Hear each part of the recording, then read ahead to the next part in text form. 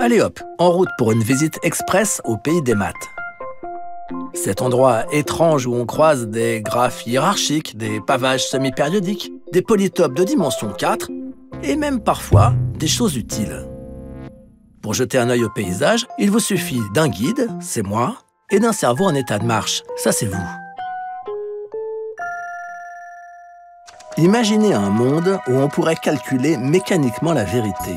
Ce rêve de rationalité absolue, le philosophe et mathématicien Gottfried Wilhelm Leibniz l'a fait à la fin du XVIIe siècle. Le calculus ratiocinator qu'il avait imaginé promettait de nous débarrasser du débat d'opinion. Fini les disputes interminables du genre capitalisme ou communisme, Mac ou PC, fromage ou dessert, on soumettrait à la machine toutes sortes d'affirmations auxquelles elle répondrait vrai ou faux sans se tromper. Une telle machine est-elle possible? C'est la question que pose cet épisode où nous verrons comment un problème fondamental a permis d'envisager la fin des mathématiques et de faire naître au passage l'informatique. Commençons par réduire drastiquement nos ambitions. Leibniz avait rêvé un langage universel permettant de statuer sur toutes les affirmations. Nous, on va se contenter de celles qu'on sait déjà exprimer en termes exacts, les assertions mathématiques, et se demander lesquelles sont démontrables. Et ça, c'est exactement la question que pose en 1928 l'immense mathématicien David Hilbert avec l'aide de son collègue Wilhelm Ackermann. Existe-t-il un algorithme capable de déterminer si un énoncé mathématique donné est démontrable ou s'il ne l'est pas?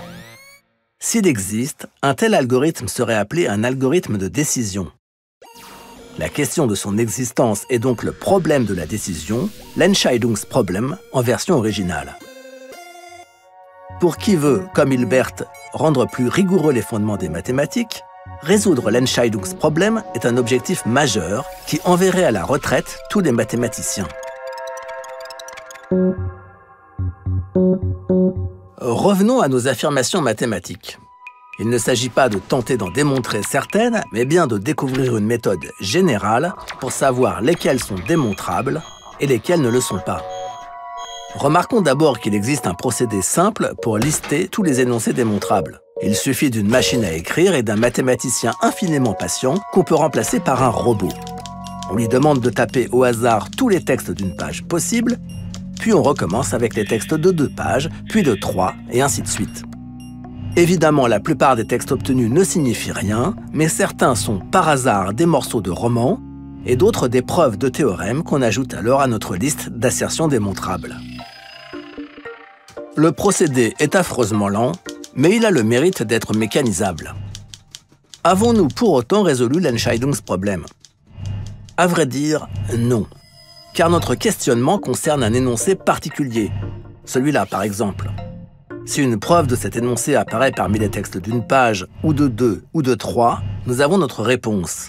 Mais sinon, si nous n'avons pas de preuve parmi les textes de 100 pages, ni parmi ceux de 1000 pages, il y a alors 2 possibilités, soit l'énoncé n'est pas démontrable, soit sa preuve est encore plus longue.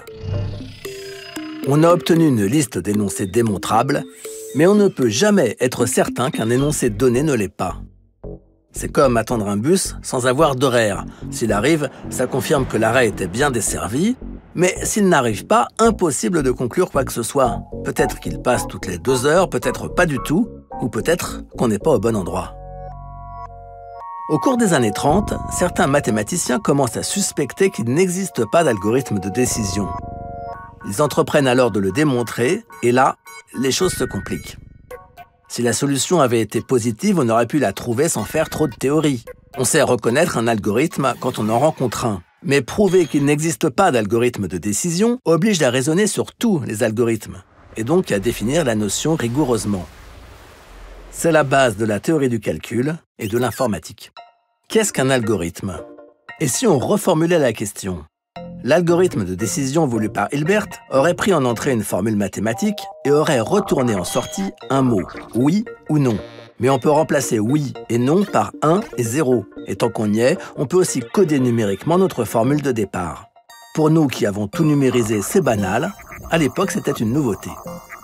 Un algorithme devient alors un processus qui, à certains nombres, associe d'autres nombres. Et ça, en termes mathématiques, ça s'appelle une fonction. Le job d'une fonction est de mettre en relation des éléments appartenant à des ensembles. Dans le cas qui nous intéresse, l'ensemble concerné est celui des entiers naturels. Prenons un exemple. La fonction f, vous avez reconnu la fonction f de x égale x plus 1. Autre exemple, la fonction g. Là, c'est moins simple. Il y a une grosse différence entre f et g. F est effectivement calculable, on peut obtenir chaque f de x avec la recette x plus 1, tandis que g ne peut être décrite qu'au moyen d'une liste infinie. On dit qu'elle n'est pas calculable. Le problème de la décision peut alors se reformuler. On ne cherche plus un algorithme, mais une fonction calculable. Comment reconnaître une fonction calculable? La question agite les mathématiques des années 1930 et 3 idées sont formulées presque en même temps dont les inventeurs s'appellent Kurt Gödel, Alan Turing et Alonzo Church. Affinant des idées développées par le français Jacques Herbrand, Kurt Gödel propose une première modélisation. L'idée est de partir de fonctions de base comme f de x égale x plus 1 et de les combiner selon des règles de construction bien définies pour trouver d'autres fonctions plus compliquées. C'est ce que Gödel appelle des fonctions récursives. En 1934, il arrive à cette première définition, une fonction est calculable si elle est récursive. Ça n'a rien à voir, mais Herbrand périt très jeune dans un accident d'alpinisme et Gödel se laissa mourir de faim après des années de quasi-réclusion. De l'autre côté de la Manche, l'anglais Alan Turing s'intéresse aussi au problème de la décision, mais il l'envisage très différemment. Puisqu'un algorithme est mécanisable, se dit-il, cherchons la machine adaptée. C'est une expérience de pensée, il ne s'embarrasse pas de questions techniques. Il imagine un ruban infini avec une tête de lecture-écriture qui, à chaque case, lit ce qu'elle doit faire, se déplacer, écrire, changer d'état, etc. A priori, chaque machine est monotâche. Il y a celle qui compte jusqu'à 100, celle qui multiplie par 2, celle qui répond toujours 1. Mais Turing démontre ensuite qu'il existe des machines universelles qui peuvent remplacer n'importe quelle autre machine, comme le fera plus tard un ordinateur programmable. Et voilà une deuxième définition de la calculabilité. Une fonction est calculable s'il existe une machine de Turing pouvant calculer ses valeurs. Ça n'a rien à voir, mais Turing sera condamné par la justice anglaise pour homosexualité et poussé au suicide. Toujours au début des années 1930, de l'autre côté de l'Atlantique, l'Américain Alonzo Church invente, avant les ordinateurs, un ancêtre des langages de programmation. Ces drôles de petits programmes abstraits peuvent manipuler d'autres programmes. On les appelle des lambda termes et leur étude s'appellera le lambda calcul. Et voici notre troisième définition. Une fonction est calculable s'il existe un lambda terme pouvant calculer ses valeurs. Ça n'a rien à voir, mais Church vécut heureux et eut beaucoup de doctorants. Les 3 définitions de la calculabilité sont fondamentalement différentes. Elles utilisent des intuitions, voire des sensibilités bien distinctes, et pourtant on a rapidement démontré qu'elles recouvraient le même ensemble de fonctions. Turing calculable égale Gödel récursif égale Church lambda définissable. Quand 3 cordées d'alpinistes venant de faces différentes se retrouvent au même endroit, c'est probablement qu'elles ont atteint le sommet. Nous voici donc équipés d'une notion précise de ce qu'est une fonction calculable et donc de ce qu'est un algorithme. On peut maintenant affronter l'Entscheidungsproblem. Existe-t-il un algorithme capable de déterminer si un énoncé quelconque est démontrable ou pas? Les 3 approches aboutissent au même résultat négatif, mais on va emprunter l'itinéraire de Turing qui passe par le problème de l'arrêt. Qu'est-ce que c'est que ça? Tout le monde en a fait l'expérience, un programme informatique peut rester bloqué dans une boucle infinie, et c'est la même chose pour les machines de Turing. Turing pose une question piège. Existe-t-il une machine qui peut décider si une autre machine va s'arrêter ou rester bloquée dans une boucle? Dans un premier temps, il démontre qu'une telle machine n'existe pas. Le problème de l'arrêt ne peut pas être décidé par une machine de Turing. Le tour de force est alors de montrer que s'il existait une machine de Turing capable de résoudre le problème de la décision, alors il existerait aussi une machine de Turing capable de résoudre le problème de l'arrêt. Et Turing a prouvé qu'il n'y en avait pas. Comme tout calcul est modélisable par une machine de Turing, il n'existe pas d'algorithme de décision pour les énoncés mathématiques.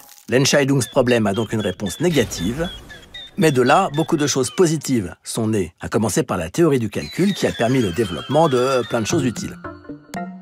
Aujourd'hui, des algorithmes gèrent les flux financiers, les playlists, les albums photos, les primes d'assurance, les rencontres amoureuses. Ils imitent avec talent Jean-Sébastien Bach, Picasso, Proust et même Céline Dion. Mais les algorithmes ne peuvent calculer que ce qui est calculable. Et on sait depuis bientôt un siècle qu'on ne peut réduire au calcul ni la décision, ni la recherche mathématique. Pour rêver à l'infini des nombres, il faudra toujours des mathématiciennes et des mathématiciens.